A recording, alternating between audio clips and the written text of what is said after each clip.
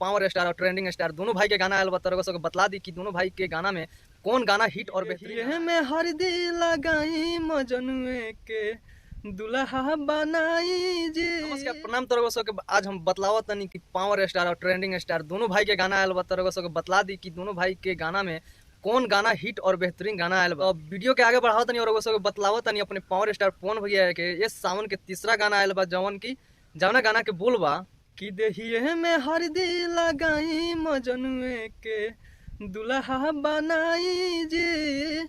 तो ये है अपने पावर स्टार पवन भैया के तीसरा गाना की जवन की सुबह 5:45 पे आयल भैया रगो को बतला दी कि गाना के अनेकों बार हम सुन ले बानी लेकिन फिर भी मन नहीं के भरत।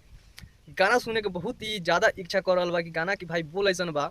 शैलेश राज यादव जी के लव यू भैया रगवा ऐसा गाना लिख के पावर स्टार पवन भैया के दिल जीत लेनी भैया।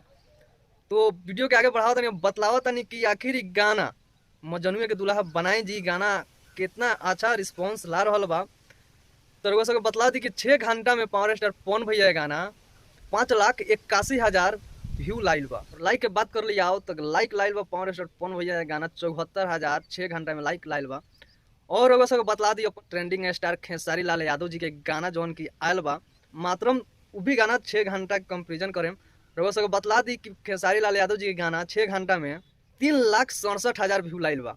और रउआ सबके बतला दी कि खेसारी भैया के जौन गाना आयल बा वेब म्यूजिक से जौना के सब्सक्राइबर 56 या 57 मिलियन बा। रउआ सब सोच सकता नहीं कि इतना मिलियन रहते हुए गाना भी भाई कुछ खास रिस्पांस ना पहले बा। और आगे बतला दी लाइक के बाद तो लाइक मात्रम उनका गाना लाइल बा 56,000 बस। लेकिन यहाँ बात कर लिया जाए कि पावर स्टार और ट्रेंडिंग स्टार में क्या अंतर है तो पावर स्टार का पावर तो दिख गया है गाना में मात्रम 3 लाख सब्सक्राइबर है उस चैनल का जो एजे फिल्म्स है उसी चैनल से पवन भैया गाना आया है। और वहाँ पे व्यू देखा जाए तो भाई अगर रियल टाइम का बात कर लिया जाए तो 1 मिलियन क्रॉस कर गया होगा। लेकिन यहाँ पे जो व्यू दिखा रहा है हम सबको आपको बता दें कि 6,81,000 व्यू बता रहा है। लोगों सबको बतला दी कि अगर ट्रेंडिंग स्टार के बारे में बात कर लिया जाओ तो ट्रेंडिंग स्टार भैया ट्रेंडिंग में भी कमाल कर दिले बारे। व्यू भले कम बा लेकिन ट्रेंडिंग पेज में आ गई बा। ट्रेंडिंग नंबर 16 में आ गई बा वो भी म्यूजिक सेक्शन में। तो बहुत लाजवाब गाना ये भी बा। तो सब जाके दोनों गाना के प्यार आशीर्वाद दी मस्त गाना बा।